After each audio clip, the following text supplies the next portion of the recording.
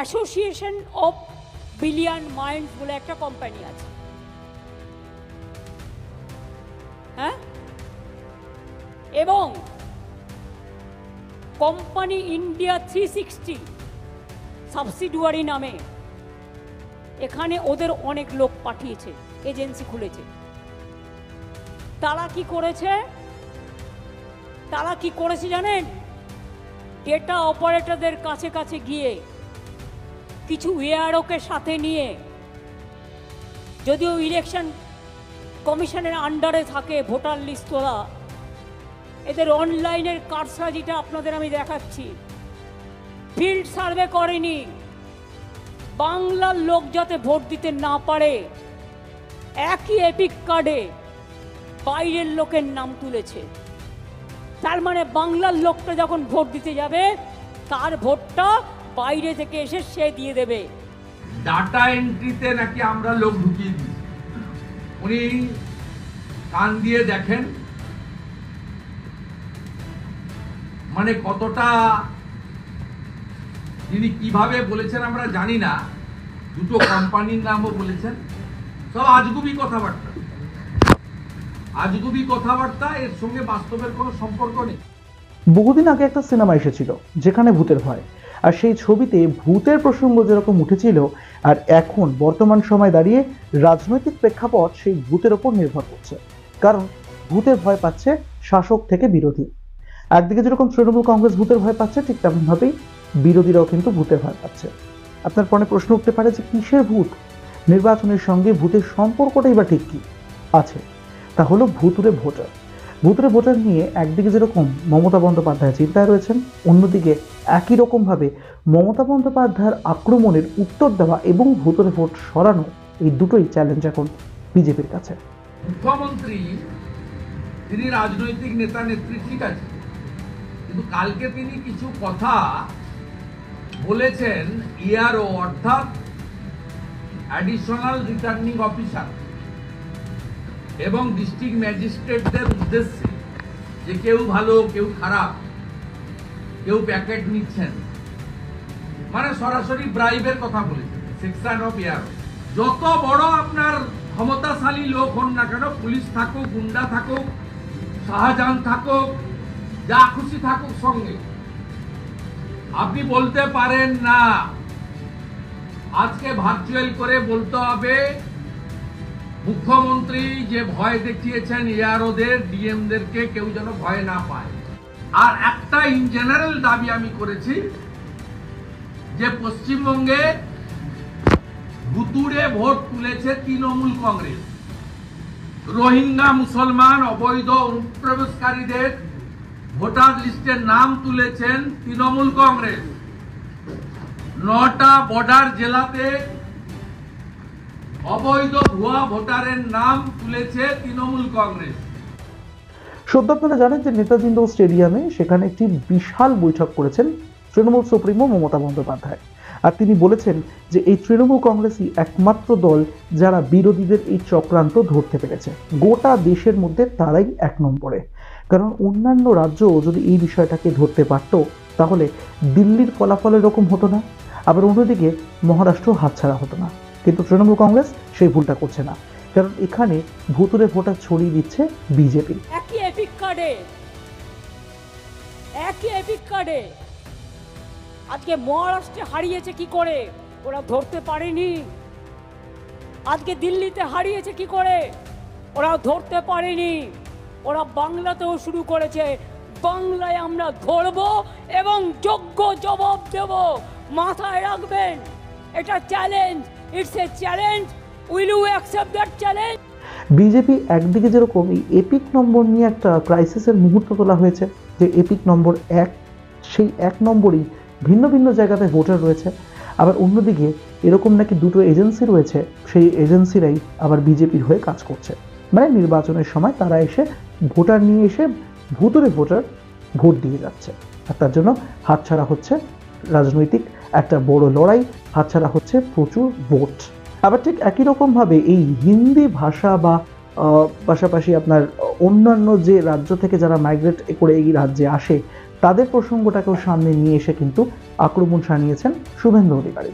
তিনি বলেছেন যে মমতা বন্দ্যোপাধ্যায় প্রমাণ করতে পারবেন না, মানে একটা ইঙ্গিত দিয়েছেন যে এই কাজ করছে বিজেপি, কারণ বিজেপির সঙ্গে কিন্তু সেই অর্থে নির্বাচন কমিশনের কোনো সম্পর্ক নেই, কারণ এটা একটা রাজনৈতিক দল এবং নির্বাচন কমিশন হচ্ছে ভোটার লিস্ট তৈরি করে। ফলে মমতা বন্দ্যোপাধ্যায় কোন প্রসঙ্গে বলছেন যে ভোটার লিস্টটাকে একেবারে সংশোধন করতে হবে, আবর্জনামুক্ত করতে হবে, এটা তিনি বলেন কি করে? কারণ তার বলার এখতিয়ারের বাইরে রয়েছে এই সম্পূর্ণ বিষয়টা। আর এখানে শেষ নয়, পাশাপাশি তিনি এটাও দাবি করেছেন যে ঠিক যেরকমভাবে রেশন তোলার সময় আধারের সঙ্গে রেশন কার্ড জুড়ে দেওয়া হয় যাতে সেটাতে স্বচ্ছতা থাকে, ঠিক তেমনভাবেই কিন্তু আধারের সাথে ভোটার কার্ডকেও লিঙ্ক করে দেওয়া উচিত।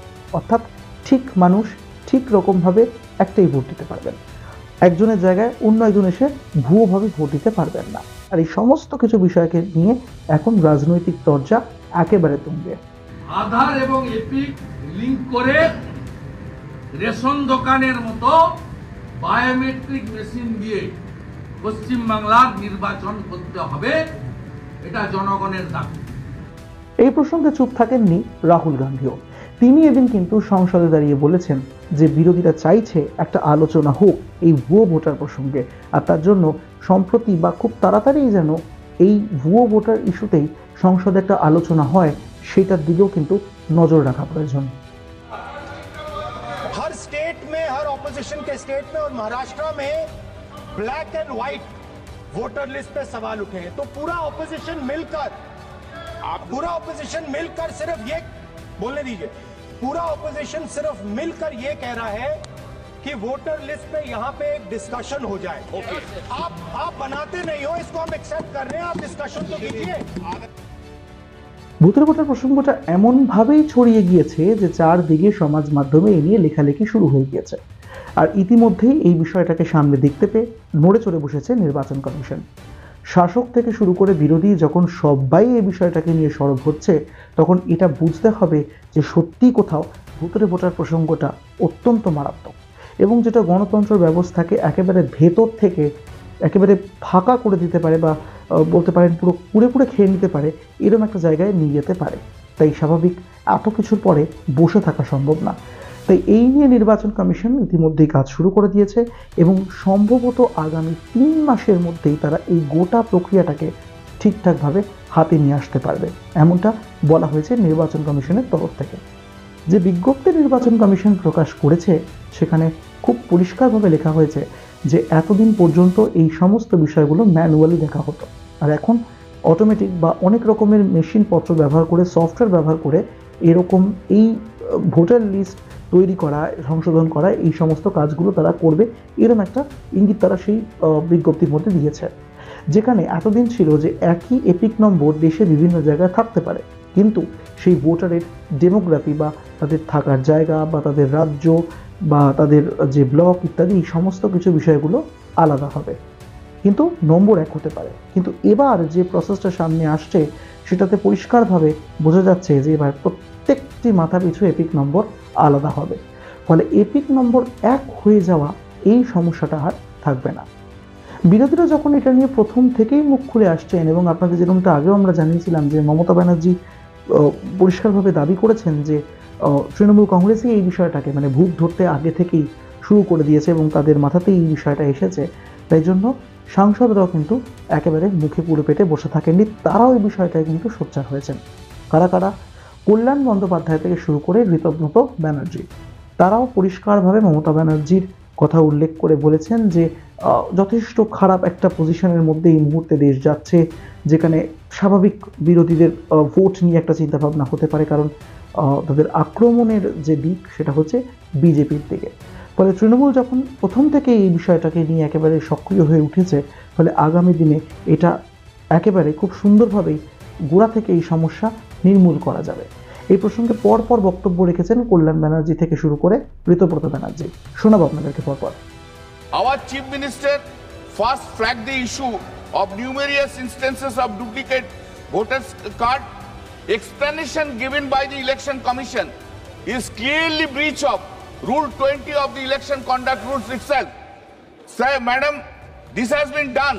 These things has come for last few years. Earlier it was not there. Thereby the increase in the vote. From Bengal, voters are coming from Gujarat, Haryana. This is not tolerable.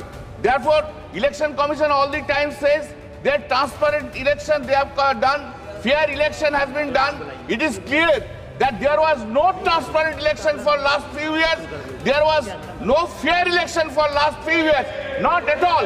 Election Commission has not done proper act, and appropriate proceedings should be drawn against the Election Commission for that reason. সামনের বছর একাধিক রাজ্যের বিধানসভা নির্বাচন আছে, আমাদের বাংলার বিধানসভা নির্বাচন আছে, আসাম, পন্ডিচেরি, তামিলনাড়ু, কেরালার আছে, এবং আরো এই এপিক কার্ড একটা জ্বলন্ত সমস্যা। এটা গণতন্ত্রের জন্য বিপজ্জনক যে এপিক কার্ড নিয়ে আলোচনা করতে দেওয়া হচ্ছে না। Mamata Banerjee showed the papers where it was seen that the same epic number had voters both in Bengal and Haryana. And in Bengal it was in the district of Murshidabad. Again she showed voter cards which had same epic numbers in Burdwan and in Haryana. যখন থেকে মমতা বন্দ্যোপাধ্যায় শুরু করে দিয়েছেন এই ভুতুরে voter খোঁজা এবং ভুতুরে ভোটারকে সমূলে বিনাশ করার কাজ, তখন থেকে তৃণমূল কংগ্রেসকে দেখা গিয়েছে রাজ্যের বিভিন্ন জায়গাতে, জেলায় জেলায়, ব্লকে ব্লকে স্ক্রুটিনি করতে। আপনারা এই ভুতুরে ভোটার প্রসঙ্গে কি মনে করছেন এবং আপনার এলাকাতে স্ক্রুটিনি শুরু হয়েছে নাকি সেটা আমাদেরকে কমেন্ট বক্সে জানাতে ভুলবেন না। এই ভিডিও ভালো লেগে থাকলে লাইক করবেন, শেয়ার করবেন বাকিদের সঙ্গে, সাবস্ক্রাইব করতে ভুলবেন না আমাদের ইউটিউব চ্যানেল এক ঝলকে মিডিয়া।